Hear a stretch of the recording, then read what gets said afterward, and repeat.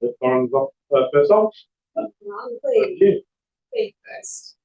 I've just got my notes in front of me because sometimes I go off track and I will be on. So I'm some really helpful for me. But thank you for having me here today, Adam. It's been a minute since I've been to Adam. I was driving down and I had memories of my time with the Department for Environment or Landscapes Boards, and I was a fresh out of uni authorised officer, and we were scanning at the road. So the unique patient of where I've been, where I've come from, it's a bit of a wine story to show you tonight. So I'm here today on behalf of Destination Finland. We are one of the regional tourism organisations in the council. We're lucky you have two of us, and that can get a little bit sure. But I'm really focused to work closer with Joe from Iron Lakes Huron and those tourism alliance. I see the river as one river, and I think that's really benefit everybody in the future if we stop going upper, lower, hills and pairs. So I'll save that for another time too. So today I talk to you about how we can work together to elevate the riverland communities, especially Morgan, Blanchetown and Adele, and how I sit in the region and support experience development and also get other people like the Tourism Commission to take notice of experiences in that region.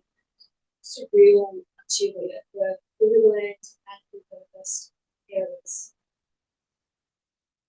So quickly, here we are, what we do, I'll go through how Destination Plan supports the visitor economy and our partnership proposal as with Midnight Councils and stakeholder. So our board is made up of volunteers. They're a mix of industry leaders, tourism operators. We also have local government representation from the three riverland councils as well. And in terms of operating on the ground, our team is small but larger than some of the other regional tourism organisations. We have two members of staff, myself as General Manager and Georgia Geelan, who is Tourism Marketing Manager. We both reside in the region and I'm a riverland local, and we're very, very passionate about showcasing what we have along the Murray River.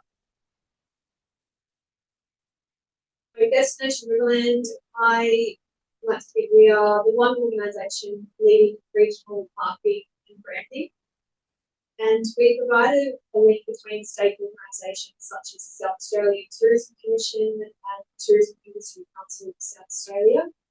So we all know it gets a bit muddled when you're on the ground and when you're at the top, and there's so much information. We filter that so that it's in one spot for our operators when they need it, and we provide that through newsletters, phone calls, updates, anything. So a real support piece there so that they get what they need to do what they do really well. And we also support the industry with experience development. So that could be letters of support, going out and testing products, just providing general advice or linking them with an expert or even another tourism operator who they can partner with or provide advice. So lots of local knowledge and a bit of a coordinator, a bit of a reader. So I pride myself in knowing everything that's going on in the region, and I like to know what's going on in the region too, so I can help other people leverage those things.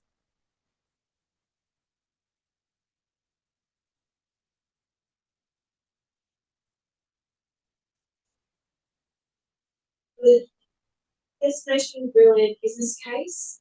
Hopefully you've all had a chance to run your eyes over the current proposal, and if you've been around for a few years, you might recognise it from previous years. And when I came into role in June last year, we refreshed the business case. So previous financial year would be 2022 2024 to 27. But we needed a bit of a refresh, and now it's 2025 to 28. So the business case is not just a destination Riverland roadmap, it's a framework for ensuring good Murray Riverland communities are included in our coordinated regional strategy. And the business case, it basically outlines destination Riverland activities that are going towards the Riverland Tourism Plan, and that involves stakeholder engagement in responsible projects as well. So our regional tourism plan has a whole bunch of strategies, lots of stakeholders responsible, and our role is to just remind everyone what you've signed up for and what we need to be doing to keep building that big tourism, the visitor economy in the region as well. So it is getting stronger and stronger.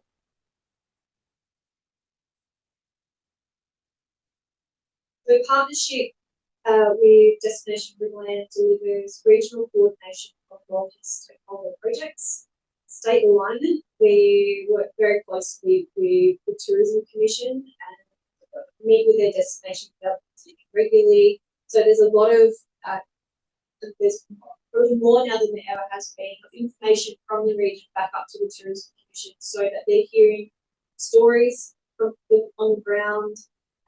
They're getting content. They're also hearing about new products when they arise, so that they can push it up through their channels as well.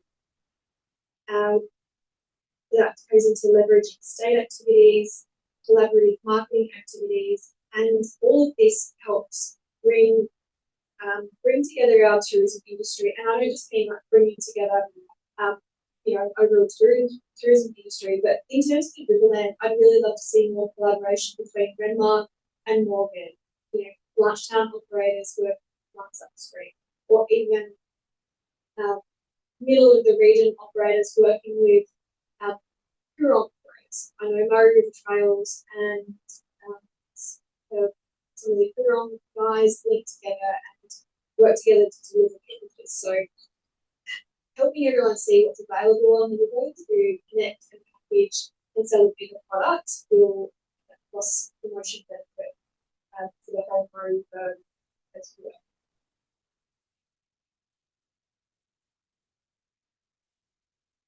So yeah, realised already I'm pretty passionate about the Murray River, and the Riverland is my key knowledge base, but it is really starting to grow into what's beyond the Murray River. And I'm interested to learn more about the river upstream across the border, and I'll be working in the near future to create some stronger connections with Destination River in Murray Regional Tourism, and big tourism as well. I really do think this river, you hear it, we know it's an Australian icon. We live on it, we love it, and feel like we keep banging this drum, but nationally it's not being taken seriously. So I'm keen to connect this river in a way that we haven't before, and I think that will really support our river communities here, who seem to continually do its part. Our operators are striving and working their hardest. So I'm very passionate, and that passion extends towards Morgan, Blanchetown, and Bell. I've already connected with Griffins Marina, Norwest Bend Station, and reaching out to caravan parks at Morgan and hotels, and also the large community of shack rentals. It's an area where there's so much potential, and just connecting with the people that haven't heard from Destination Riverland for a long time is important to me as well. So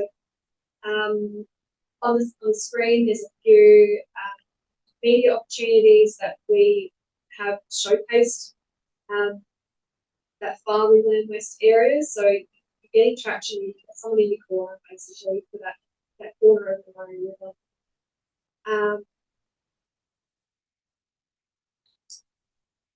So collaboration in action, as I mentioned, the partnership is helping us be on the ground, be the eyes and ears, be that support person for operators. No, you've been doing it all day, don't worry. That's not what rain is. And I like to think of ourselves as the connector across council borders as well. So connecting with our council members through the Riverland Tourism Plan Operations Group. I have all three, like Steve and his equivalents to the other councils, all in a room, and I think that's a really nice place to share information, and hopefully we can regenerate that group with some new direction for the near future. And I think as well, in the past, especially with the High River event, we saw Destination Riverland be one of the coordinators of the messaging. So crisis management in the future, unified messages. It's a nice hub to bring people together to make sure that we're all on the same page, or we're all going in the same direction for the future of tourism, but also the communities that rely on an industry that's built around tourism. So because it's not just tourism in a silo, there's construction and services and medical and all the other bits and pieces that go alongside tourism. Our business case also has a big part of experience supply and development. With no products to market, it's pretty hard to get people to come here. So I have so many ideas of products and development of products and experiences, and there's so much potential in our regions. And I think it's just getting helping support operators so they have the energy to keep going, to keep thinking differently, to pick up the phone and talk to someone down the road. Hey, I've got a great idea to want to come on board. And then Destination Riverland is there to help guide them, provide advice, link them with the Tourism Commission, and it's all about X, Y, Z, and just be that helping hand to facilitate experiences so that we can keep telling new stories or old stories that have changed and have something to talk about.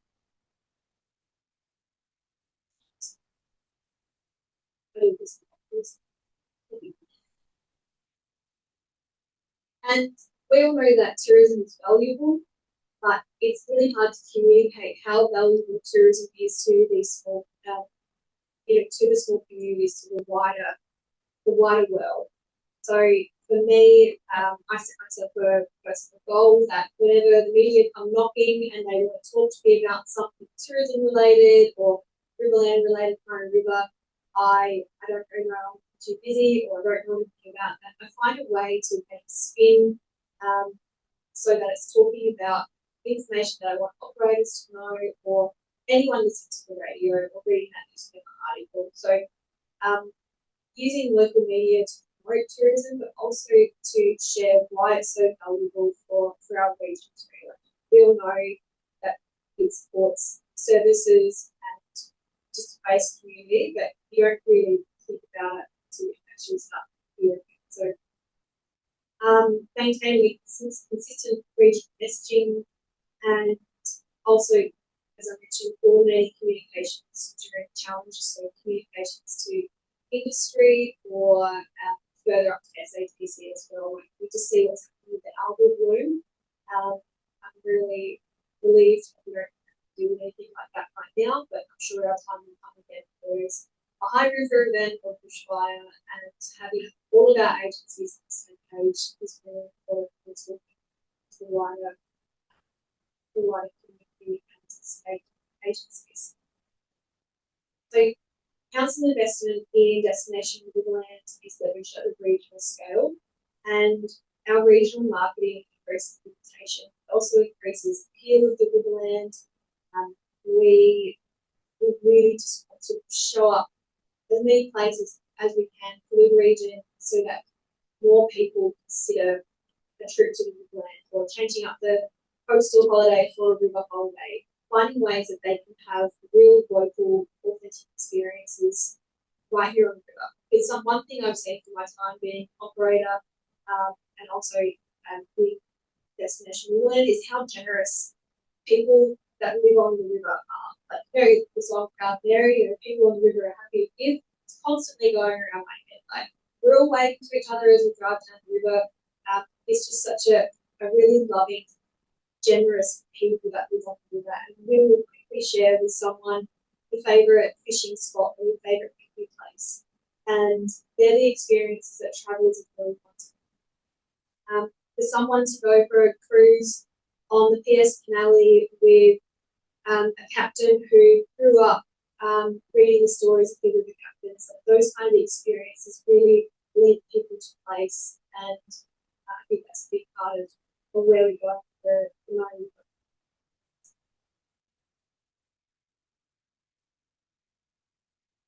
And our investment, it is proportional to we fund 2 regional tourism organisations, which is fun, I guess. And it has been traditionally broken down into operations fund and marketing fund, but all up the which that destination is asking for is $80,000 to support Georgia and I to market destination, market the Riverland through always on marketing, good advertising. It supports us to put on networking events for industry and create those spaces where we come together and talk and showcase each other's products. And I like to think that councils activate tourism locally, destination Riverland come to a regional level, activate it across regions and promote it across the region as well. And I think we've got a lot of untapped potential in that Riverland Far West area, especially Morgan with the maritime history, just the history in general. There's some really cool working pubs and people love working pubs. So that was very brief, but lots of time for questions.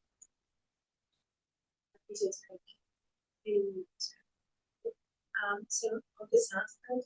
So if you said this in the journey that you are, yes, so everything so we're super wet for so and we haven't sort of heard anything I just for wondering what. Yeah, I went over that slide. Like I skipped it completely, so I don't know what's happening there. I'm just excited. So the regional review that happened quite a few years ago now has developed into the next phase of that plan, and that project is called Strengthening Regional Tourism. And I hope you all heard that your region is going through its destination management plan process at the moment. So Murray River Lakes and Coorong Tourism Alliance, and also ourselves and all the other 10 regions are reviewing their tourism plans, and by July, August this year, the Riverland and Blackpool Murray Lakes and Coorong will have a destination management plan, which is basically a refresher of our previous tourism plans. And I'm hopeful, and I'm also excited that it's going to identify new projects, new opportunities, and I believe the maritime history will be a big part of that project as well, which will sit across both regions' destination management plans.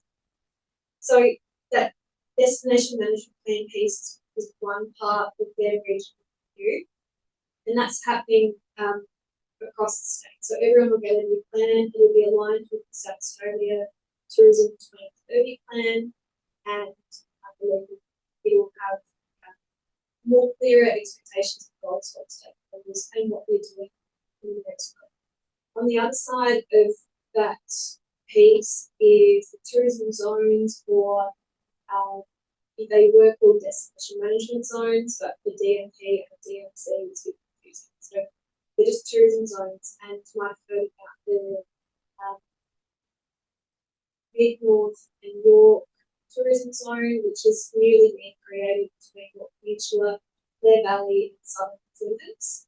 So their tourism, Clare Valley Tourism and York Peninsula Tourism have adopted some things that all come together under one umbrella, and that's a pilot zone. So Tourism Commission, along with their new board, are working through setting it up, reviewing how it works, reviewing what's happening on the ground, and just taking the time to see iron applicants basically. And the idea is for other regional tourism bodies like ourselves and Murray Lakes and Coorong, just our chairs of our boards to start having discussions together to go, hey, do you think this would work if we join forces and what would that mean for our region? Or is there a better partner that we could partner with? It's not being forced on the tourism regions, but it's being encouraged just to change that network model. It would be similar to New South Wales, I think Victoria, similar. So that piece might be more relevant to what you were thinking, and also some of the concerns in the past about tourism commission coming along and slapping two boards together. That's it. It comes from within the region. So our board and another board will start having discussions and see if it's something that we want to go down, but also if it's something that is going to benefit the councils as well. How does that model help us deliver more targeted on our projects, because the tourism commission covering the operation funds of the board. So that's a very brief rough overview. I can provide more information because we've provided a few updates to the current CEOs as well, because it is confusing. It was such a long time ago and it has been unsettled a lot of things. The communication that we indicated that the recent ones. Yeah. Things with otherwise sort of about sustainability and yeah, there's a really but we haven't heard anything. Yeah, it's all like it is really interesting. And in lieu of both regions coming together under one board, I will commit to that collaboration with Murray Lakes and Coorong to see how we can come together and not just work in a silo. Like you give us money, we're going to take care of this part, and Joe, you take care of that part. It's not how I work. I want to understand what projects their board is working on that's close by. The Swan Reach Dark Sky Reserve is such a huge interest piece for that part of the Murray, and how does it's right on the border of both tourism regions, and I think there's some room for collaboration between that kind of space, but also dark skies is such a great feature. How can women and people tap into so it's nothing is efficient yet, but I do see the benefit of a coordinated approach across the market. Absolutely. Any other questions? With the finale almost ready to go, only got paperwork to do for AMSA. What are your intentions on promoting this? Yeah, it would be a chat with Steve to learn more about how it operates, how you get booked, full postings, to know things and how to work. But first thing I'd be doing is like tourism experience. Yeah. And ensuring that experience is bookable online, so where can we go book it, linking it with the Australian Tourism Data Warehouse, so that it's automatically fed to Tourism Commission website, our website, our Coorong website, and then working with SATC PR. How do we get the story out there? Do you have any journalists and work with? Let me sending Georgia down there to get content for our social media. There's definitely more to plan out about it, but it's a cool experience. And Yeah, see, I went out and saw Lisa from Norwest Bank, yes, and then that resulted in us taking the boat up that it said we'd get a bit on the wharf, and packaging the product so that it's a PS Canally tourism that's going to be managed. Yeah. And times, dates, and yeah, that's your biggest asset is the knowledge bank because it's so close. You might be able to go to production, I'm not sure. Yeah. It's those specialised tools and building that guest experience. They'll come out for a cruise, give us feedback. Yeah. Well, I think Northwest Bend just came on at the perfect time because we had planned on 4 days. Yeah.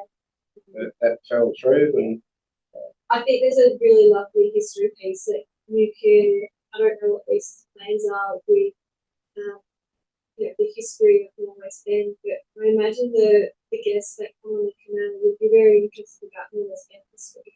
So it could almost be a cruise to Northwest Bend history themed tour as well, and what this is. Yeah. Or even with the I have one quick question. What capacity do you have to help councils in the way of grant writing and grant research? Because obviously we have the water walks in there, and I'm basically one that's probably capitalised this at all. This is in collaboration something that you can help us with. Yeah.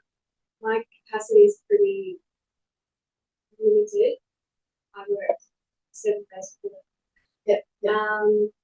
But we potentially might be able to bring in external grant writers, and that would be a part of the grant for those big as well. I can ask the board. I feel like I've got a very good grant writers as well with higher level experience, and I know the PERS grants that have just been announced are really. We're having a meeting about it tomorrow because we see it as such an opportunity that maybe we are putting a grant, but also seeing that councils are wanting what their appetite is as well. And I know that board really needs some money sunk into it to actually get yeah. So that I'll take that to the board tomorrow. Thank you, and consider it. Thank you. Our individual discussions have been around tracks and trails.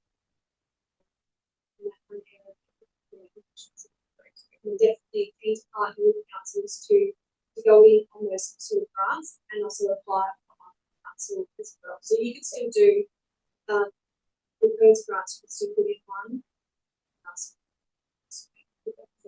Yeah. Eric? Yeah, first aid to members, the work that two destinations working on aligns well with our tourism risk planning project. The corridor master plan, the consultants have reached out to. Yep. So there's an opportunity to align destination management plan as tourism risk planning. But also I was going to ask the question in terms of the relationship with destination management plans, with the regional plans, the planning commission. I think there's an opportunity for destination management plan and SATC to work more closely with the planning commission to get some of that tourism opportunity recognised through planning. Yeah. Particularly where there's infrastructure asset requirements. I'll pass that on to consult. And with my baby, design the region and school for each region as well, so they can So, thank you. You referred to the Dark Sky Reserve as the Swan Beach Lights, and as your radius, Dark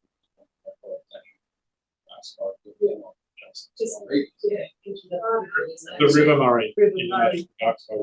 I check all my dots and I's, my T's and I's to flies and about in writing that you're on the fly, the brain is big, on fly. It does work though. Because I is a Torrid, but it's important. So thank you, Jeff. Yeah. Thank you, Lauren. Appreciate you making the effort to come down and present to us. So next steps, you'll write to us to request the funding. We're going through a budget process and we'll put a report to council and council will consider that. It'd be lovely. Thank you so much. Cheers. Thank you, Lauren. Safe travels. Bit of rain around on the way back. And there were so many kangaroos. Swan Reach Ferry. It was Amazing. Yeah. Have a great Thank you. Thank Yeah. you. You come down Murray Land Road or? I feel like it's on reach. Ferry. Yeah. Down to there. Yeah. No. Right. Sedan. Yeah, okay. Aaron, thank you. No trouble. Kids. All right. Thank you. Welcome to Jack and Colin. And this is so Jack's the project director of delivery, and Cole, is that how that's? Yes. Cole, stakeholder engagement lead for Tilt Renewables. And so there you provide us an update on the Palmer Wind Farm. As members are aware, construction has been approved, and so we'll hear from the team and have an opportunity to ask any questions. Thank you, Cole. Thank you all. It's the opportunity to do a project update.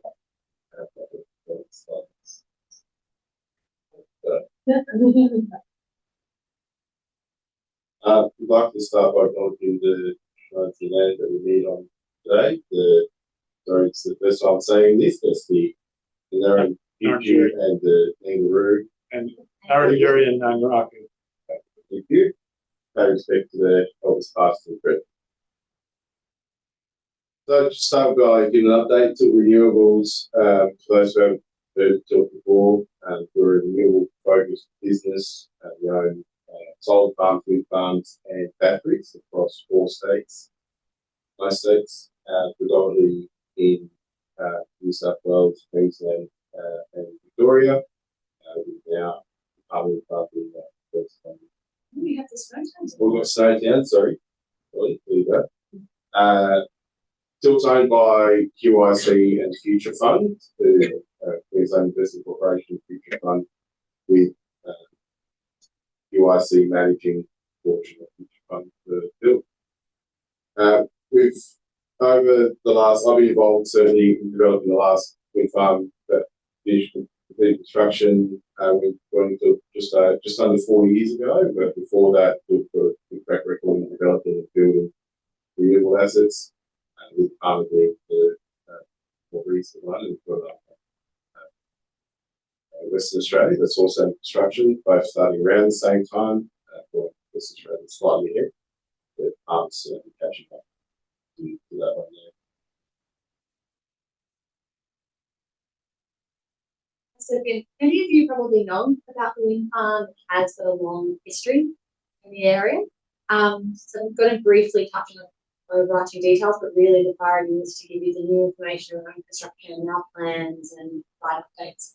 But the Palmer area is a good location because the wind resort is strong, it's close to existing electrical transmission and substations down there, and it's a cleared farmland and grazing can coexist with wind farm. This is why we've always thought it's a good place and why we pursued this project at the time. And you might know, planning approval was first provided in 2015, upheld in 2019. There's been a bit of a pause. We had other projects being built because of this thing called COVID, which was bad in everyone's works. But we picked the project up again and we're actually able to redesign it and reduce the impact due to new turbine technology. Touch in a minute. And we just reached financial close, which in our land means that we've dotted all the I's across all the T's in terms of all of our planning, all of our requirements, with all the finance behind it. We feel confident that we can invest and construct this wind farm. That happened pretty much Christmas. So I think for a long time we've been saying we want to build this wind farm. Now we're saying we are building this wind farm. And construction commenced this year and operation commenced in 2028. So very high level, 40 turbines, blade tip up to 220 metres, 200 plus jobs in construction, 5 ongoing, and 30 million in total budget across neighbours, the community, and First Nations project. So I'll give a bit more detail at the moment. In terms of the changes over the years, we've been able to reduce the turbine numbers from 103 to 40. That's due to that change in technology. So we're pretty much getting the same energy output, but with, granted, taller turbines, but with less turbines. Therefore, we've reduced the project footprint by 5,000 hectares. In that redesign, we increased setbacks for properties, and we increased the required buffer area between turbines and birds' nests. I heard a lot of mention of the Dark Sky Reserve just before.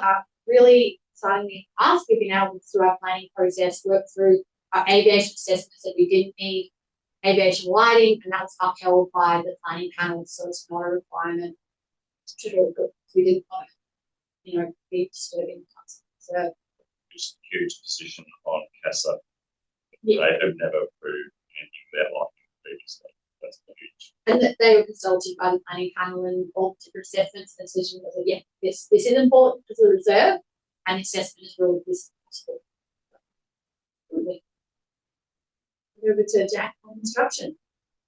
Yeah, so construction, 40 turbines you'll see on the right there, they're sort of scattered around, mostly west of Randall Road, and some on the east of Randall Road. 40 turbines. The way that we'll start constructing is we'll build the main access track in from Randall Road, so that starts with get group with the idea to do the side entry points. We've got 2 side entry points, one to access to the south and one to the north, and we'll do what's required for the road upgrade there. So we're going through that process now and getting the design done, and the upgrade required for that intersection with some turning lanes depending on the traffic and the deliveries that we're getting in. That'll be the first thing we do. And then once we build the side entry points, we then continue on to build the access track. We'll start building access tracks to the north.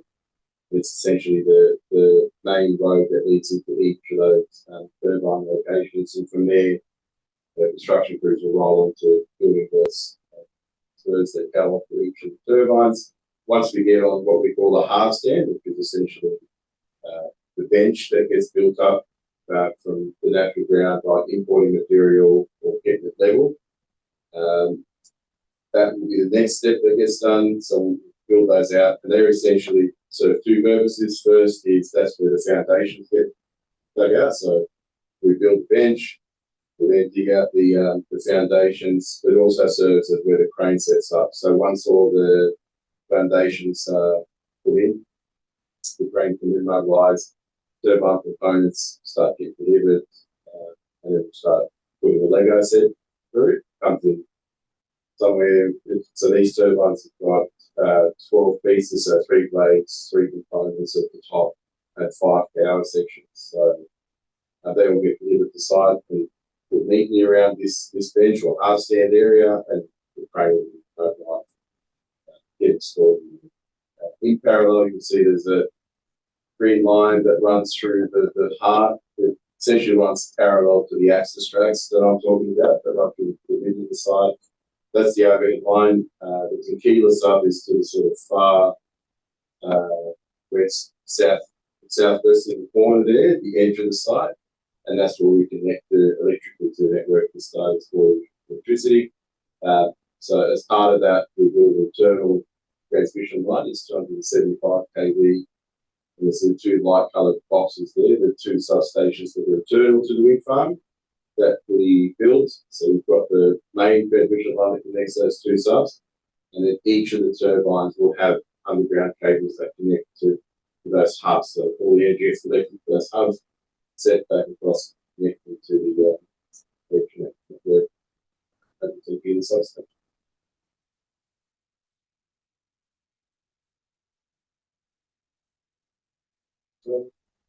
Touch a bit on the project timeline. So as Tom mentioned before, financial close was December last year, which means we've now got a construction contractor on board, both for the civils and electrical as well as the turbine supply.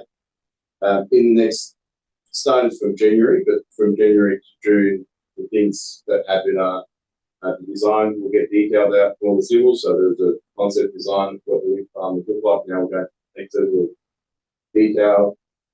The civil contractor will start to engage with subcontractors, both local and from other states, for different work packages, so civil supply material, concrete supply, steel supply. That's procurement, design and procurement phase of the project. Similarly with the turbine components, they are a long lead item, which means that manufacturing slots get booked by the investors or the turbine supplier from when we've given the notice to proceed in December.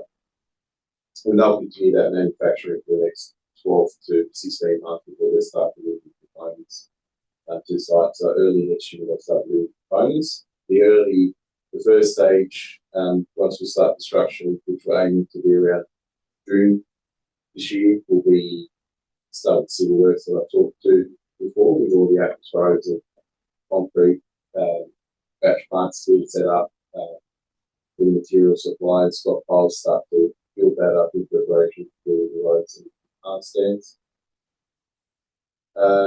Completion, we talked about mid 2028, and that's completion of the construction as well as commissioning. So we'll have a period of about 4 to 6 months at the end after all the civils, and really the disruptive part of the wind farm construction finishes, where we can see turbines, and we'll spend 4 to 6 months trying to test these turbines, make sure they're reliable, make sure that they'll do what they are supposed to do in the long term, and that will take us into the middle of 2028.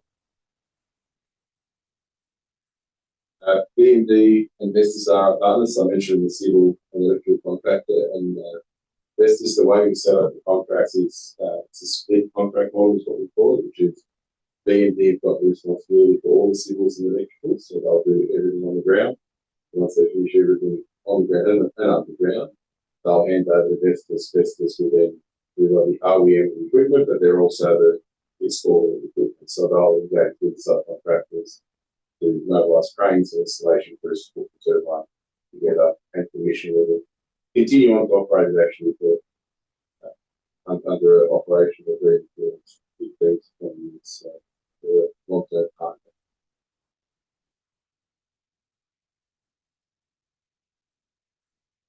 So what does that mean for the community? The site hours under our approval Monday to Saturday, 7 a.m. to 7 p.m.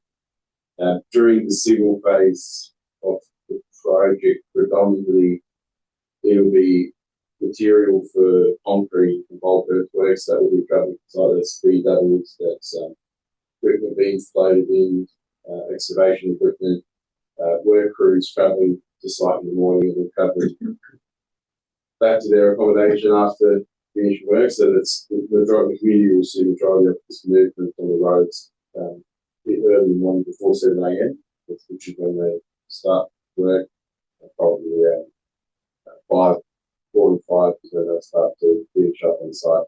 During the day, there will be continuous delivery of material on the site to keep the construction going.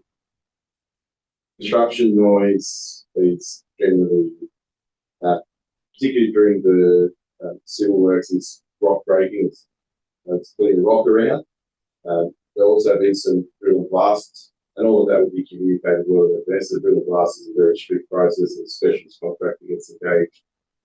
We'll run through and communicate what we need to do that, make sure we maintain speeding zones and stick within the EPA noise limits for this blasting activities, but then also the rock breaking and excavation. Generally, we're only be within the associated landowners of the property, it shouldn't be having too far out.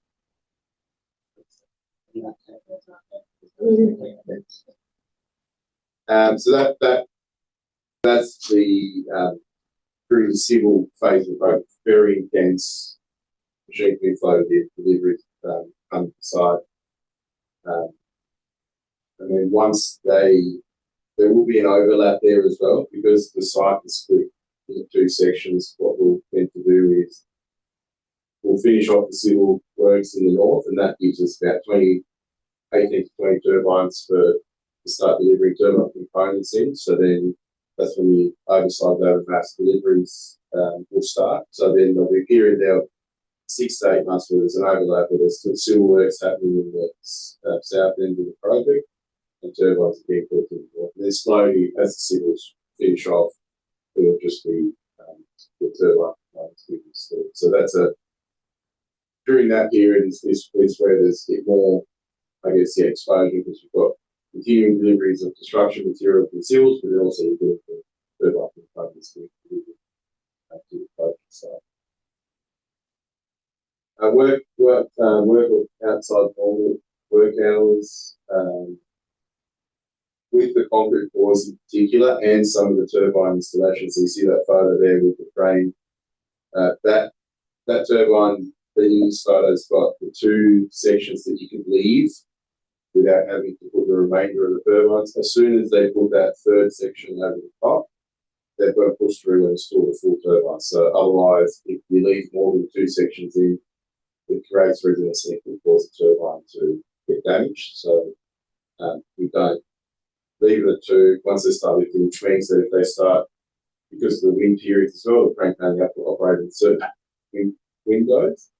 It means that sometimes we do have to continue to safely complete installation to work outside of hours. So if they start a bit later in the afternoon and a good wind opportunity and they're at the phase where they're coming with the turbine, they'll push through and finish installing that turbine. And once they finish up, the crank will lower its burn to the outside. So that's generally the working of outside local hours activities that would happen, or if there's a concrete pour, generally when you're pouring concrete, given the size of the foundations, it's a 12-hour concrete pour, continuous, so you can't stop, otherwise we end up with going to a pour.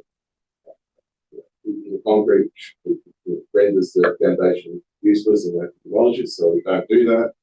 So again, we'll continue to push on, and if we have to start at 4 o'clock in the morning, we might start a bit earlier so we can finish in the afternoon, or sometimes in the summer we might even start earlier at 3 a.m. in the morning and set up with lights so we'll be getting there and finish concrete pours before it gets too hot. The concrete goes off soon. So there'll be particular scenarios where we will need to work outside of hours, but end up with sort of procedures that will follow when that happens. People will noise and light spoke of this thanks on that will keep records of.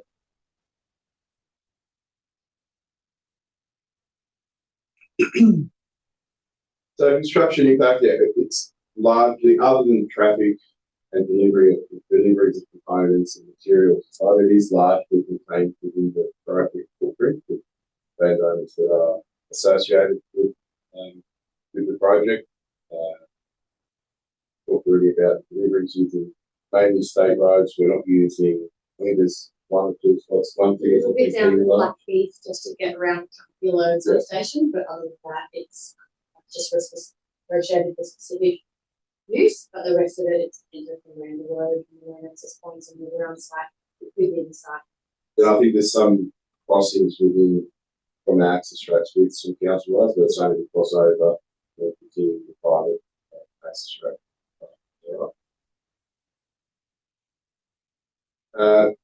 There's a whole bunch of management case that you expect of the construction project, of how we manage dust, how we manage fire risk, water management, and waste management for the site.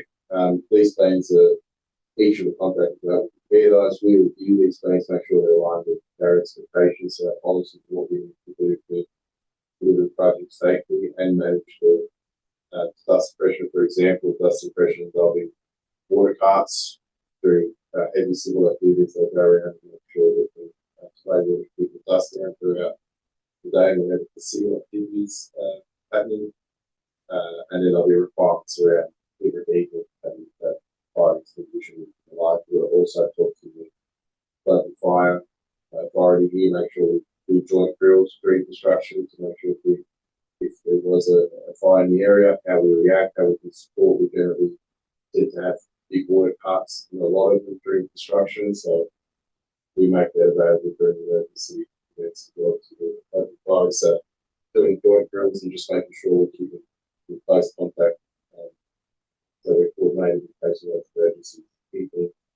Water supply for this project is there's discussions on with SA Water to build our own water farm on site to store that water for a supply. So I don't know if that's finalised yet, but our civil contractor will be engaged to manage that and they'll store the water in tanks on site, and that's what we use in construction.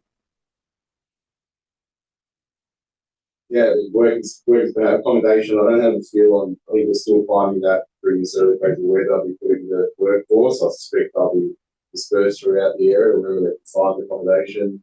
There's no intent for us to do the construction camp, so there will be a bit of travel into various areas, but the policy very strict on site. We do daily blood alcohol test, make sure it's zero alcohol limit for turning up to site. There's not really above zero. It's treatment back to accommodation. But we start the next day.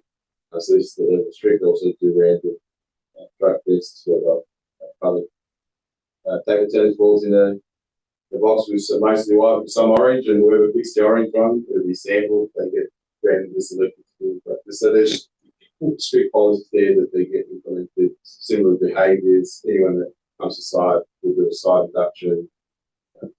We will let them know what the expected behaviour is, and there'll be zero tolerance to unacceptable behaviour. Site, whether that's on site or driving, impacting. So all these things, the big one for us with behaviour is driving. We're very focused on driving because we see that as our biggest risk still. Because not only we do a lot of driving, we're developing progress and working in remote areas, also during construction peak periods, 250 plus work crews all needed to get to site, a lot of cars on the road to get to site. And the biggest focus for us is complacency, driving to site, when they're doing it day in, day out, they're complacent. So we run different campaigns to refresh people and get people focused on road safety, behaviour in the community. But we are guests in these communities, and we need to behave in a certain way, a respectful way, and that includes driving and driving and how we conduct ourselves. So we continue to push that through our construction. We won't get really campaigns to get the focus back on this. To me, I think, is what are we going to be doing for the community during this? Keeping them updated. So we've just run around the community drop-in sessions. We had 3 evening sessions last week. Tunquilla, Karma, and Pleasant. We also offered a lot of one-on-ones if people wanted to take it up. We actually just came from a very busy meet the contractor down at Karma Collier Park Hall. There's 55 different people there, mix of from broader, but also some local looking for opportunities. It's really great. And we'll kind of keep a presence going. We have actually contracted a community engagement person who lives in the kind of Adelaide Hills area as well. So we have someone who can be more responsive and based regularly, plus also the team, just me, a few others. We'll establish a community consultative committee during construction. We had a draft terms of reference for that available for people to see last week if they wanted to give us feedback. We'll put that out soon. EOI. We have dedicated email and phone line we have had for a long time, so that continues to be there. We'll introduce SMS as well, so people can sign up, and we'll do email. I can do a fortnightly what's ahead, coming ahead instruction for SMS and email, and we'll also look up, stay within EPA guidelines for noise, but if someone does have a property that might be within an area that could be blasting, we organise SMS alerts if they have given us their details. Because, it's not always easy to get hold of people if they think. Before construction are the key milestones, so always been really great. We worked with you guys to get the identified ratepayer addresses within 5 kilometres of site. So when it's usually about twice a year, there's key milestones, and we mailing out to about 5 addresses. And we'll continue to do so for key milestones. Mentioned that we've got some local to support us. We also have a planning system. We've got 12 operational sites, and we've developed quite a few, so it's quite an established process.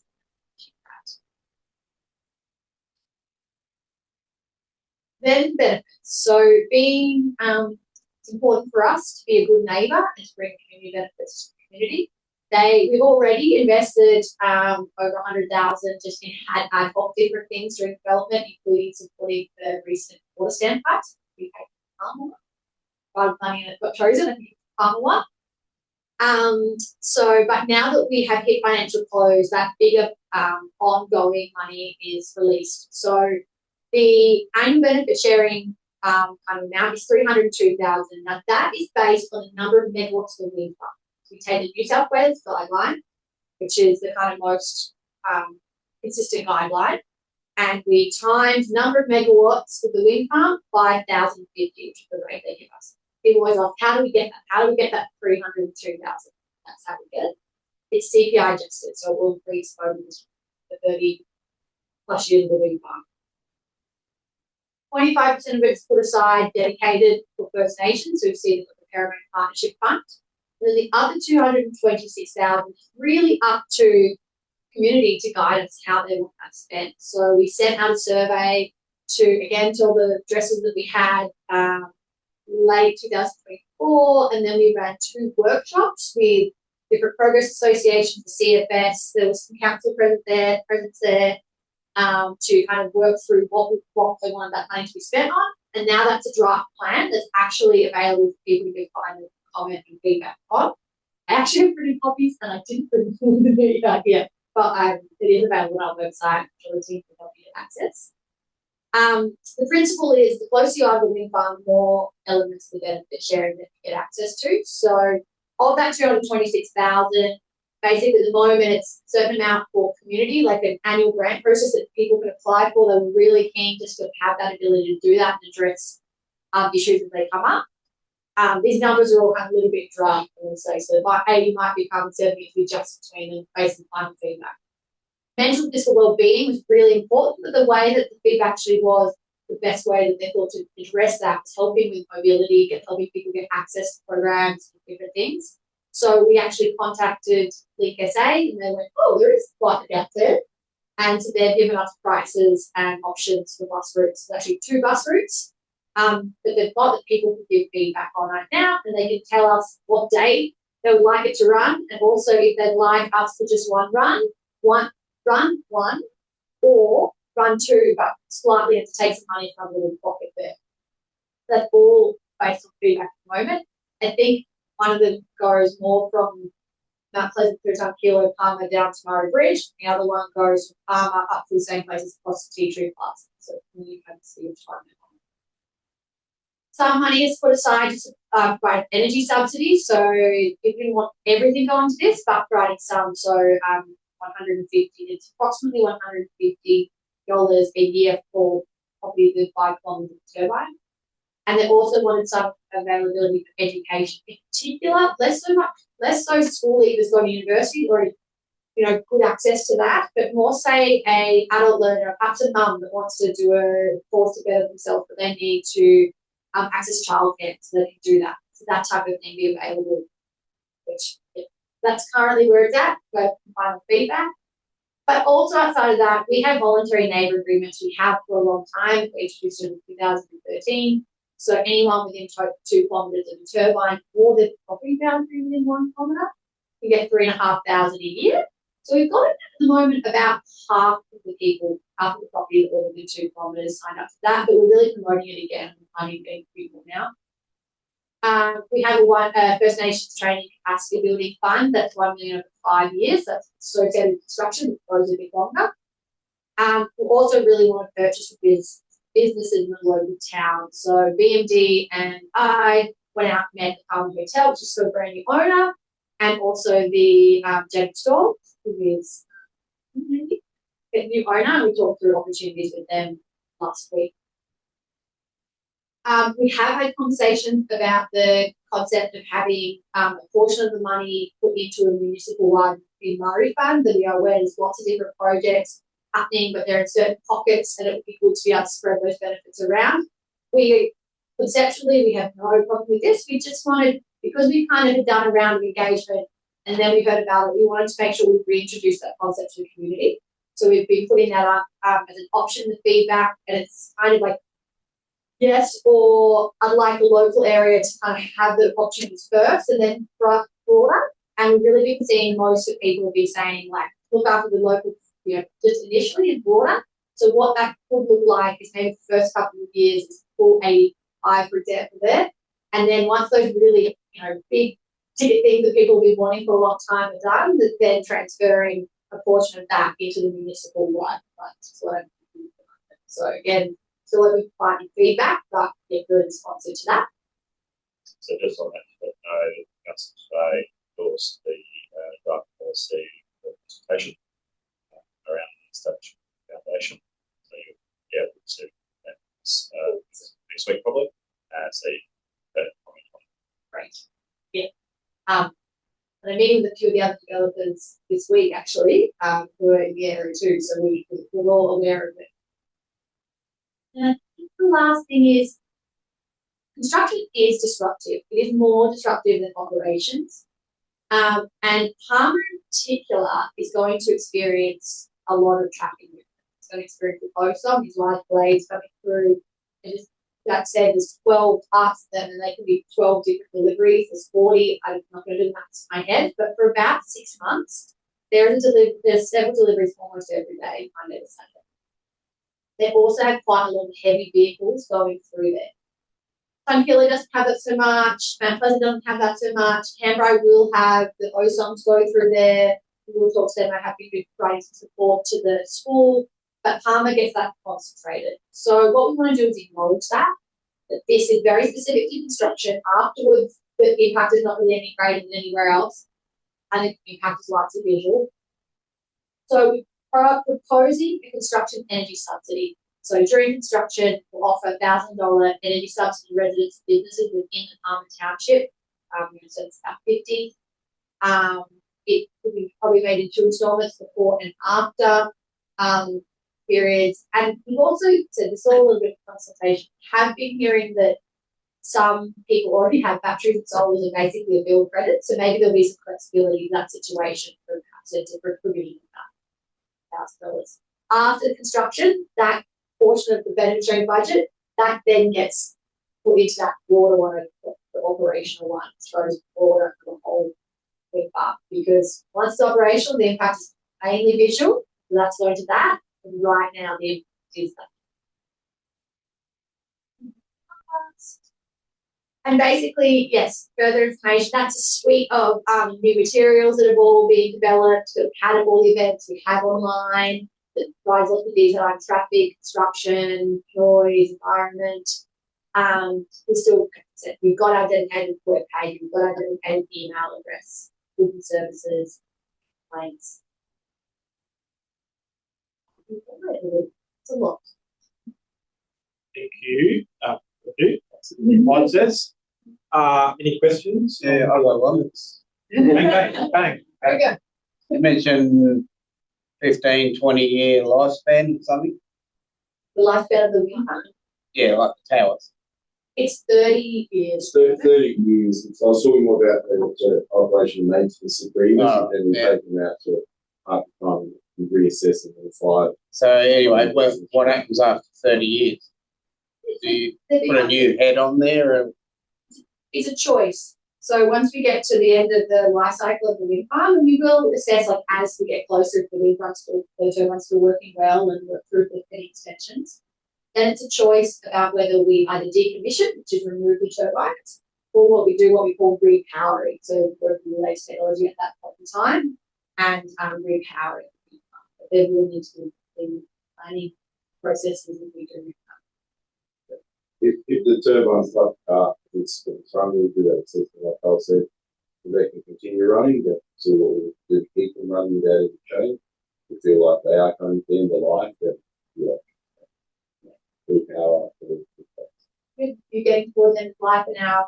We said we have 12, we have one to be going to 2000, still going quite well. So yeah, we're still just assessing. Yeah, with your construction, have you actually considered the possibility of noxious weed seed being spread from all the vehicles going in and out? Yeah, so part of what we've developed is a biosecurity management plan for the site, which means that we put protocols in place to inspect vehicles when they vehicles and machinery when they come to site to do inspection, and make sure that we're clear of any weeds so that we prevent the spread of that, and also disease, and also comes back to weeds and spread disease control in place. Depending on what we're dealing with on the farm that we're on, there might be different measures that we implement, but as a minimum, all vehicles that come to site will be inspected, past that they're not doing anything else. And if they have anything, then we'll be option to have lockdown before they enter the site to take the stuff. So, and then we do inspections beforehand to make sure if there's any existing that we're aware of what's sort of existing, and things like that. So we'll definitely have management plans for the plans too. So that's good. Okay. Just don't let Tom do any spraying. He's got a history of spraying too much. Right. Tom is that in letter or our Tom? Tom Villiers. Tom Villiers. Tom Villiers. Okay, I was like, We did a site tour and we had to spray our That's food, right. Yeah. spray my pants. okay. It's already there. Already. Yeah. Well, obviously the last material so big. This is going to me. Where do they start from? In and to that suggestion, we're going like this road as well as That won't be with the turbines. That's not to do with the electrical infrastructure down, so sending transmission down. Oh, okay. But we've got basically they start in Adelaide, Port Adelaide. Yeah. They come up over the Sturt Highway, then you've got the one that comes down through Canberra. Pardon? Halfway House Road and There, I had some of it. I have actually driven the whole route, and then turns onto Randall Road. So yeah, and then comes up Randall Road. So we really will be kind of avoiding all that busy hills area, kind of go up and over and up the road. But to answer that question, there's also in the approval requirements for fire security. I've just got a couple of questions, and obviously you don't think much one, but the after hours work, how are you going to be able to forecast? Like you said, wind is something like this part of the body. How are you going to be able to forecast and how far ahead that? Yeah, so it depends on the activity. Concrete pours, generally longer forecasts, because you know you've got a pretty good idea for 3 weeks what the weather's going to be like. If you need to start earlier, then you know there's probably around 2 weeks based on the weather. Wind is a bit trickier, as you can appreciate, that changes a lot more. Generally, Vestas being a specialist in wind, they have pretty accurate forecasting services that are not public. It's their own system they've developed. But even that, they can give us a bit of they'll have an idea a week out from the activity, but it generally will be a day before when they're locked into personnel and cranes. Because you can imagine the work crew that are starting early or staying back, they need to plan for them to start later, otherwise they'll see the work hours on site. So I'd say around the week, but closer to a day out. But I don't know if there's any notifications that we need to send. Not for the turbine, yeah. because we'll let people know the 2 week ones, but it's not. It's visual, right? It's visual, and There will be more for landowners who are hosting this. We'll definitely send that text message to the working longer or start earlier and like, but before the community so that it's more the 2 week report. Yeah. I think it's mainly blasting. If someone is going to be in a radius to hear it, and work out radiuses, that will have that in the day notification. But turbine construction shouldn't be. I just have another question about with the monitoring of work behaviours, like that be a tricky one to be outsourced. You sometimes just have trace people that go through moving around different areas that they shouldn't be. What have you got trying?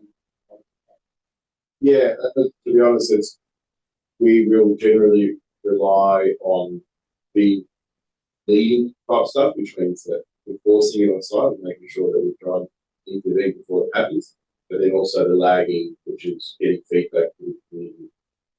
Being an outside of the community that we picked out that pretty much people know where they're from and we can get culture with who they are. And I'm not going to say we're always going to catch who they are, we're always going to find out who they are, but 9 out of 10 they're part of the group that's staying in certain locations. Showing that type of behaviour, then we know exactly what we're talking, knowing where they're staying, if it's at the accommodation, for example. Driving on the road is a bit trickier. There's been times where we engage things like talking to local police force to go and if it's speeding, for example, if the behaviour is driver speeding to get to work because they wake up late, but it becomes a bit of a repetitive thing, then you go to the local police force to set up and try and enforce speed limits.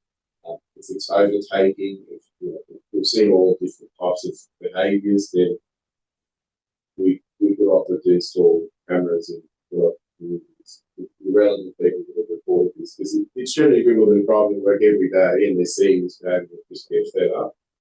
So it is a tricky one, but the one thing that I'd say is that if we find out who they are, then there's no second chance. They're generally people off site. So if we pass finding out who's been behaving like that, and we'll just put part people out and people like that.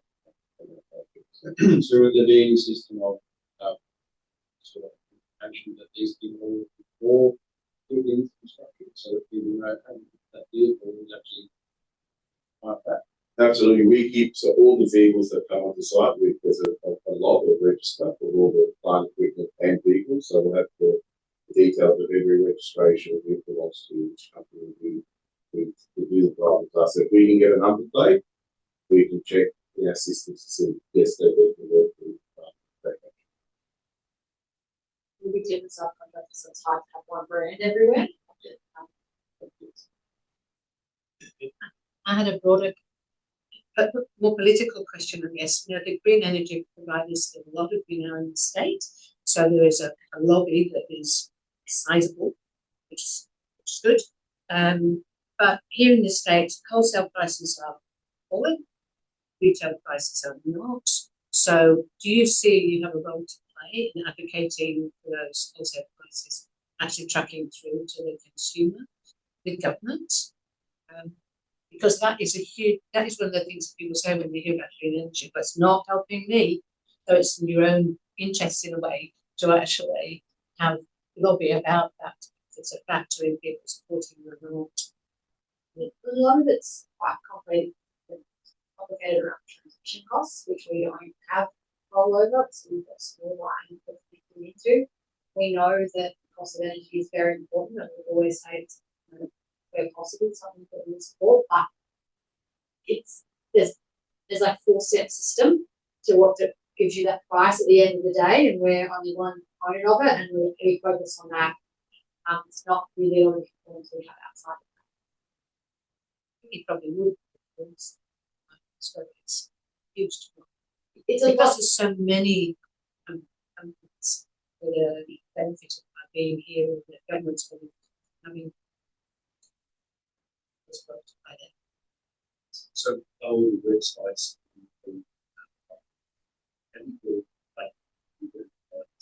actually somewhere else. The red shops, they're all contained. So within the site, you would have noticed there's some areas that are designated temporary laydown facilities or temporary offices. So that's what we'll have the site offices, compound for the site offices, the car park, and everything else. The batch plant, any storage facilities that we need to store equipment. We'll probably have 2 of them. There's one main one at the moment, but there'll be another 1 or 2 that might closer to cross us. It's pretty self-contained, but it's more the BW that brings it's all the ash fly, all the sand, so it's concrete that all gets roughly. Generally, once they're floating in the state, and then you've got this thing, you've got sort of small material concrete. Yeah. Just one last question. Just because obviously construction start where you stand on development group. So we've been approved, SCAP passed the approval. We're just working through the secondary consents. So that's some of those plans we talked about, the waste management plan, the bushfire management plan, the wind back mitigation. So some of them will be coming to various people at Mid-Murray to do a final work through. So we're just proactively working through all those. They have to be done before we start mid-year. Obviously, that's what our priority is right now. Let's get them all done. That's focus for us. Putting you product infrastructure agreement, which Yes. we're receiving product. Yes, I was going to say you've either received it or it's going to very soon. We checked in. Some new people coming, obviously. Yeah. I was like, Tom, I'm seeing them. Please be on top of this. Yes. So now we received it on Friday, so we'll work through that process over the next 2 weeks. Any other questions? We appreciate you coming along with an update. We also appreciate the productive working relationship we have through this. Obviously, as you know, it's controversial, and there's members of the community that are supportive and there's members that are not. So, but we do appreciate that open, robust conversations that we'll be having through that process. Look forward to continue to partner with you as we move into construction. And always feel free to reach out if you're receiving questions from the community and you want some answers. Like reach out. That probably my mind behind that email, but also the team have details. So thanks, Jack. Or just the meeting you had today was at contractors. You say meet your contractors. So there's opportunities for so it was invited for people like our contractors with the community as well, so they could talk to them. But this one was very much designed for businesses to come along and talk to them and see opportunities. Yeah, and obviously we're encouraging that. We know that special flavour that isn't going to be able to be locally sourced, but anything you can do to spend in the area. Accommodation is an issue, so I assume you're probably staying outside the area, where Murray Bridge, or you might be hiring a number of shacks, which has happened up and down the river with other projects. So anything we can do to spend locally is obviously something that we're needing. Be quite committed to that too. Thank you. Thank you, guys. Thank you. Jared and Nat will show you out. Over now. So next on the agenda is impounding and dog registration fees. So thanks, Mark. You are hanging around to fill gaps as needed. No, I'll be interested in everything. So if we. So yeah, you're just going to have a brief chat about the fee for 26, 27, which will come back to a report at some point. Yeah, that's it. So that's the report. The report will be coming up next month, and I just want to get a feel of the room for what's we potentially proposing or perceived as a student on that topic subject. So I think it's just a quick little presentation slide. You think just showing what we're currently at and any potential. Apparently, my this normal template wasn't perfect, so we've got them. Very good. So on the imagery that I'm sure it's basically just showing a bit of a quick. This is what we've got now. This is what we'll if we move up. Usually we'll increase charges benefit CPI. CPI will do cents on the dollar basically. It wouldn't do much of a change to our amounts, and even what I've got there. It shows, I think, the small increase, we base everything off of the non-standard fee. So the non-standard is the top fee, and then we chuck on our concessions to that. So standard is currently 50% rebate. The concession, pension and concession rate is 50% of that on either option there. So just having a seeking feedback on what we've got.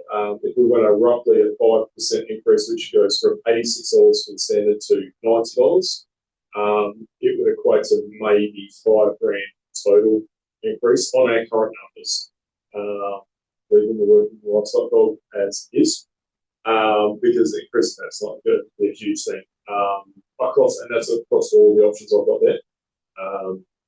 If we went up a larger increase, it's going to show maybe a $10,000 bottom line if numbers stay the same. That's always fluid because dogs start with the standard when they're going out of a puppy stage, you get a concession on it, you get these things, you get microchip. So I can't say this is exactly what we're going to have. It's going to be a rough guess. Questions? Did you guess? Given that it's gone up 2 years in a row, what would be the possibility of keeping it the same for you? That's always an option. So what we looked at, and it's made it not difficult. It skews the figures now when we're trying to make it as a break-even. If we're going to try and make money, which is near impossible, trying to do a break-even, all the figures now, because we do an FCA, it throws out, it shows that we might have had a $6,000, potentially $6,000 profit as such. Now we're never going to show that we're going to be breaking even with FCA attributed across it. So if we didn't increase now, Contribution. oh, sorry, contribution, sorry. Oh, it's no more accurate. Which the, obviously, it's something that we've been working on. Yeah, Not sorry. carrying a dog. No, I think what sorry, yeah, apologies for that. No, you're fine. So usually I'll be looking at, okay, this across my team and what things we're doing, but now it goes across everywhere. It's the way it should be doing places, but it doesn't look like good when we're trying to say, oh, we're doing it as cost neutral, because it's just not, it shows a massive deficit. Back to your point was, if we did no increase now, there will have to be an increase at some stage, and usually that increase is a jump to catch up.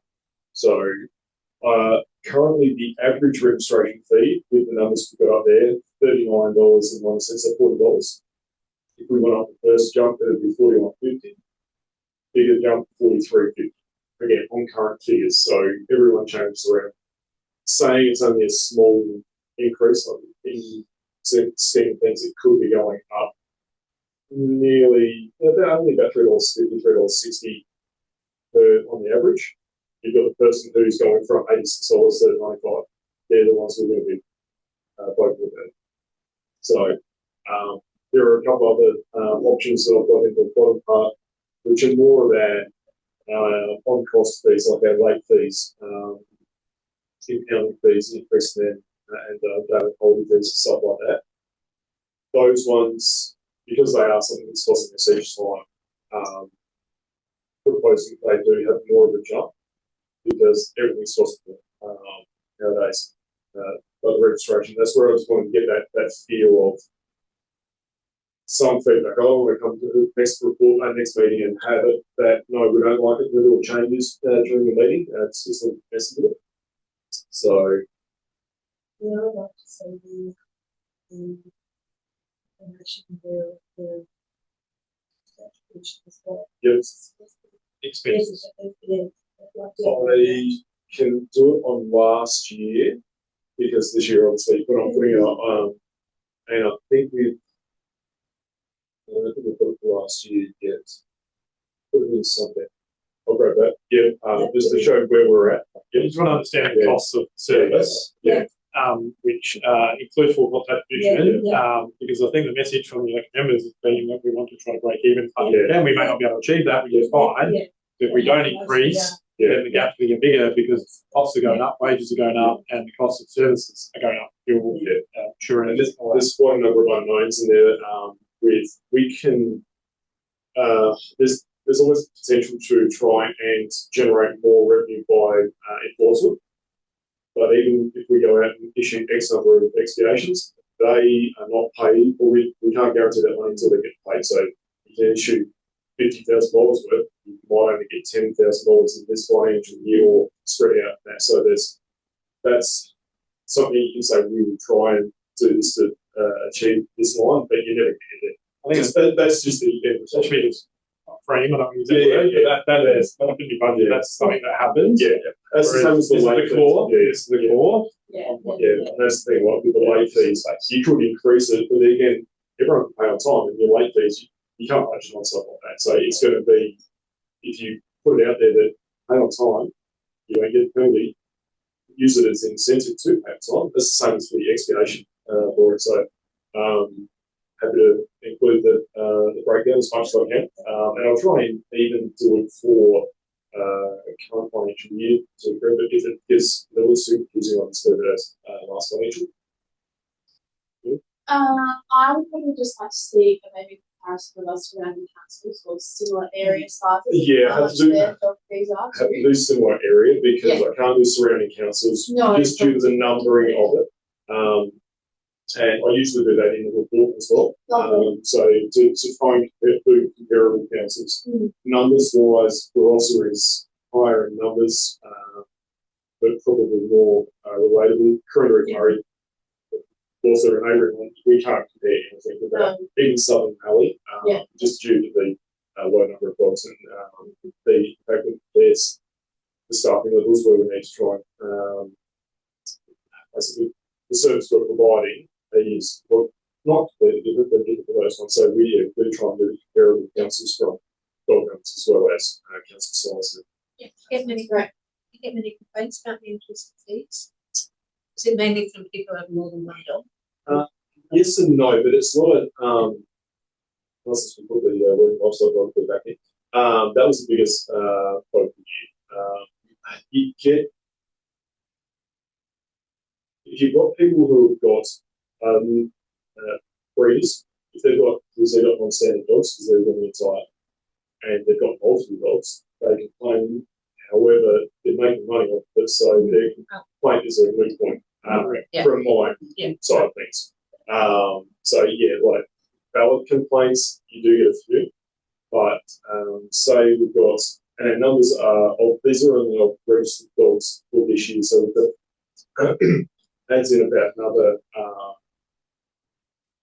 I looked at puppy. Sorry, I looked at puppy numbers because that changes since dog goes from 6 months. There was only 69. I was going to say, how does the puppy thing work? No, so there was only 69. So you get about half the standard dog fee because they're under 6 months of age. You can't be sexed. It's all that time. So why charge for dogs have to be registered 3 months. Yeah. Can't be sexed before. Generally, can't be sexed before 6. What penalised for something they can't do. So numbers were 69 for this year. As of whenever they turn 6 months, it changes. So to forecast on that, you can never do it in and out. So even if we ballpark about 3,000 animals, the fees are going to be everywhere with it. So it's a good indication. What's the GRSA? Greyhound Racing, South Australia. That one I will be throwing in a little thing in as well about whether we do continue to have that rebate in there. Small number of dogs, and there's a little bit of concern regarding that activity. Usually that was for probably go along with myself. They would have larger turnover. Generally, in other councils where they've got large number of dogs, they have a large number of turnover of dogs in the year if they're doing this training. So you might have dogs coming in and out, and it's a carryover from when we would have business registrations where they would pay for 10 dog registrations, but you're not going to have the same dog there the whole time. It's just that they have maximum of 10 and just punches them through. Because they can't get sets. We need to deal with a racing breaking up. They're not allowed out of public, off the lead anywhere. They get out there and more trouble with Jarrett's open us. So they don't get any of the services. They don't get to go to an off-leash dog park or anything. So you're looking to get rid of that. Get rid of that, and it will fall into the non-standard category, basically. For the number, we're going to get 21.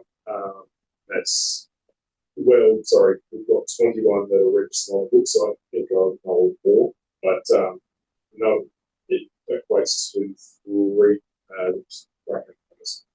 So that's a kind of discussion with them about where that's going. But that industry is obviously always good with something. The market I'm hearing is if you enter 10%, it would be a maximum of $9-ish, subject to numbers of registration, but on average around the $3. Correct. And potentially, and if we have it out there that this is what councils do, because we're doing it early compared to a lot of other councils, you're always going to have non-standard dogs, which are old dogs that are going to be sexed just due to the age. But every dog that was born after the 1st of July 2018 would require to be desexed. This would force the people, you have the $400 procedure to save $9. It's one of those things. But I just wanted to see if this was going to scare people when I put that in the report. But I'm always going to have a couple of options in there and just showing recipes. I think I like the thought of the other fees being somewhat higher because, and I know things happen, but we kind of want to switch this.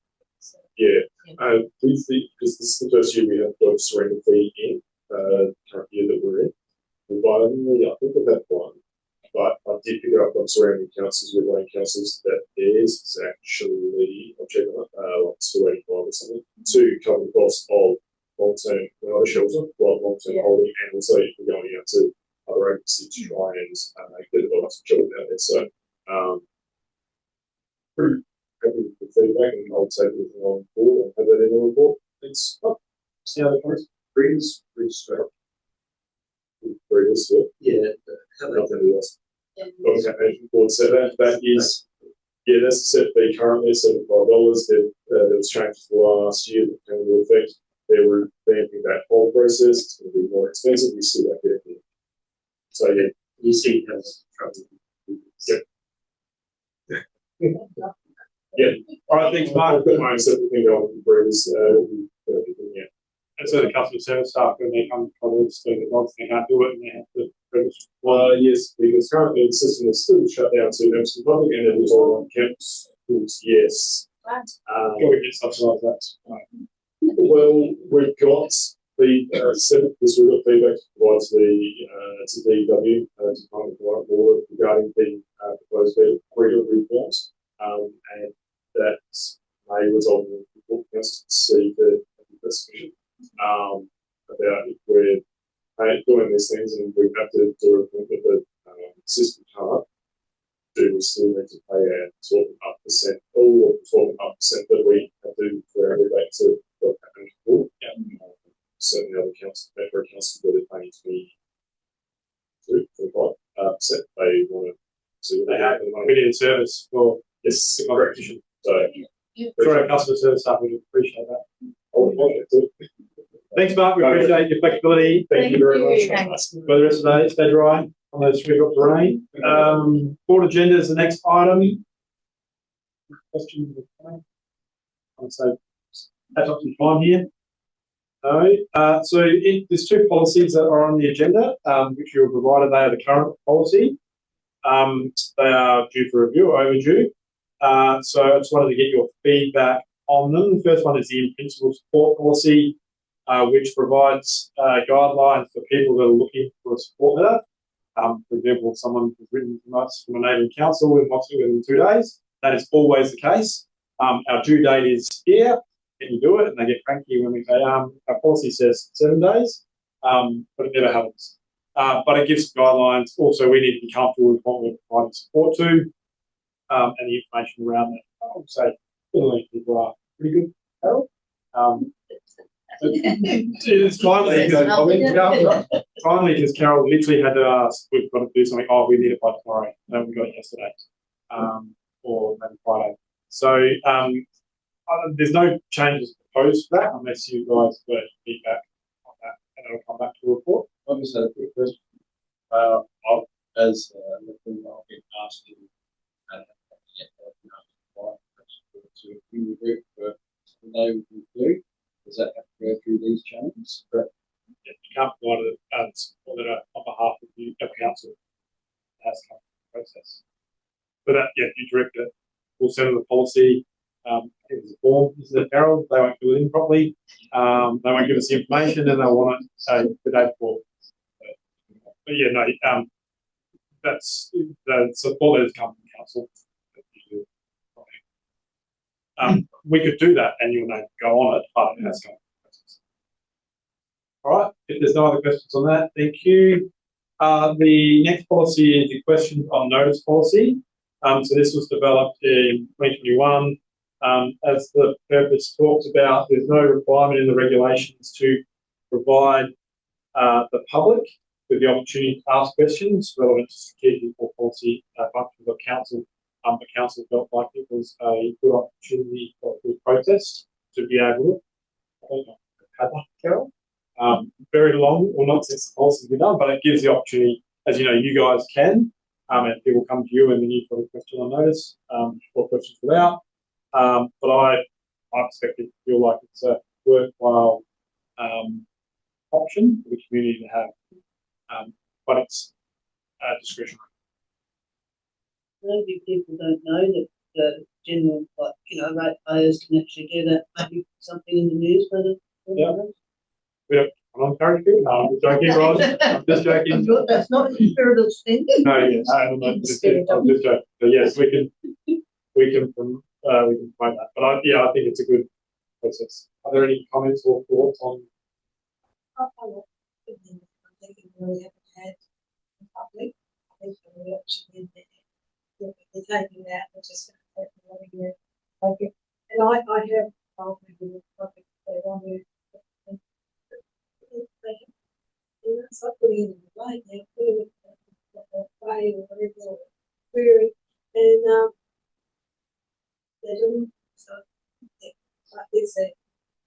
Just the talk. Because they were out there. Yeah. Yeah. Anyway, as soon as you come to put it writing, it's going to go away. All right, if everyone's comfortable with that, then report will come back to March and vote for those. You put that. So the last item on the agenda is the Murray-Darling Basin Association.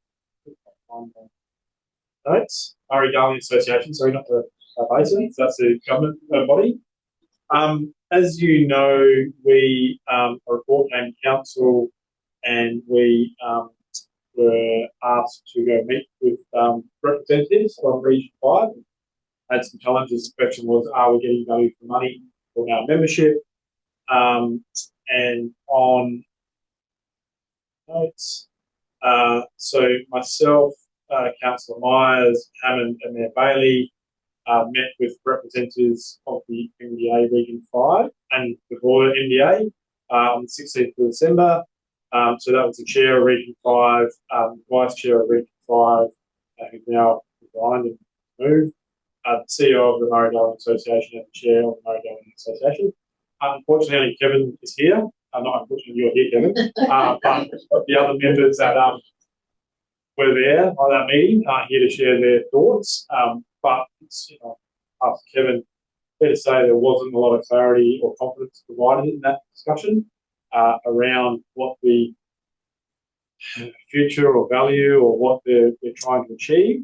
And I drafted a report and we're going to come, but I really need with some guidance. I want to have this conversation before I come back because there's a few options around that. If you continue with our membership for a period of time, we've committed for this year, pay that, and see what happens with the current region. We could look at Region 6, which I don't think there's synergies with that, Kevin. Provide some comments on that. And then or we can consider what we do. You will get a report at some point about the future. So Kevin, do you want to provide your thoughts on the discussion and on the Hang on, Kevin, so can I just put in here, so they only meet twice a year, is that would be the association, not the regions. not the regions? So there's the Murray-Darling Association, and then there's 12 regions. Yeah, they're regions, okay, cool. Yeah, and we are currently a member of Region 5, which is the Riverland and us. And there's a local chair and committee. Councillor Hammond is our representative on that. And then they meet as required and discussions and then passes up to the association government and the meeting. Yes. Cool. Okay. Thank you. so the biggest issue I see with going to Region 6 is where we don't have a lot in common with Region 6. I mean, there is where the lake, the Coorong, they're always saying that they're not getting the water down. But anyway, it's salt water versus fresh water. And then you would have to work out where the boundary was. Years ago, the boundary when Mid-Murray used to be with Region 6, there was a boundary at Block 1. That leaves Morgan Cadell at no man's land. So the only other way you would do it is try and have the boundary at Block 2, where the Mid-Murray Council boundary finishes. Then, as I said, then you got the issues with Region 6 as it is. I just think Region 5, it's just got nowhere to go.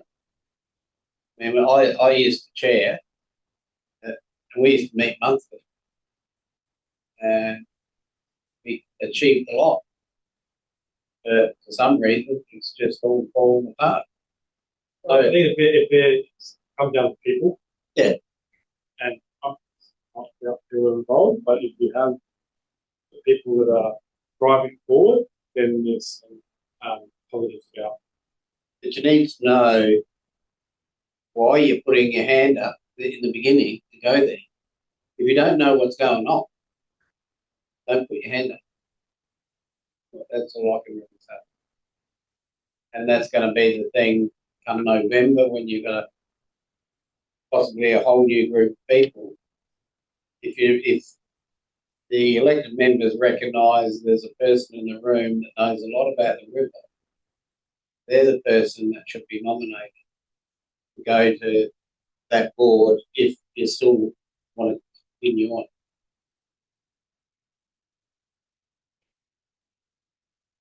So, well, come back. I get your thought. Well, my thoughts are on hearings. Region 6, there's not a lot of synergies with us. It may be more functional at the moment, and working, whereas Region 5 has challenges. But we've also got to look internally as well about our role and our contributions. And that was said to us at the meeting, fair to say, is we've got to be contributing and bringing the issues of our ratepayers to the discussion, which may not have been the case. So we can see how it plays out over the next few months, see whether there's some increased activity and value for the $3,000 that we pay per year, both from a Region 5 perspective and the association. We raise that with the association from a national perspective as well. I mean, sadly, I don't think it's going to actually improve. Looking at people that are there, like even the chairperson, I mean, she seemed to be lost in the whole process. We can leave this on our briefing session, maybe then.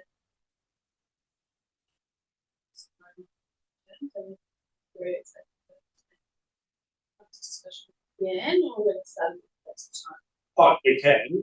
Obviously, having the voices in the room is important. Councillor Hammond is our rep on that committee, so she will have an opinion on her thoughts of where to here. I'm trying to manage a report coming back at some point. Yeah. To be honest, as long as the decision is made before the end of the financial year, for us to decide what we're doing moving forward, there's no rush. I was mindful that there was a motion, so we met, and then I wanted to make sure that kept coming, so we can have another discussion. What's the route? What's the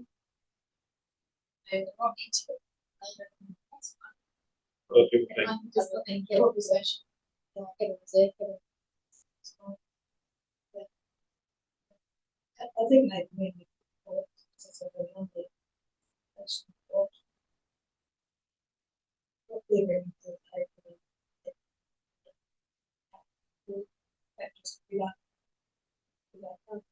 No, I was going to say 10 minutes. Taking if Kevin's there's point. meetings, it will be. Okay, there's no. I'm taking Kevin's point is both what our representative contributes to it, but it's also what they expect of our representative, isn't it? And what they're putting on the table to be discussed. You know, you might go there and think, well, we're not pitching this. Yeah. To be honest, if I look at the motion that Council passed, was we review our membership for the current financial year, and for myself and representatives to meet with Region 5. So we've done that. Then I think the next point of call would be a report coming back about what we're doing moving forward for the new financial year. I mean, I don't even know who does the agenda. It seemed to me what was coming from the current chairperson, I mean, she seemed to be lost on information like everybody else that's attending. So, I mean, is there an agenda or is there minutes? There should be minutes that come back to here. I'd have to ask our representative. Yeah. It's an incorporated body, you have to take minutes. Yeah. All right, so am I hearing that they'll come back with a briefing, and then a report will come for council will consider our membership moving forward? Everyone happy with that? Yeah. Yep. Thank you. That is the last item.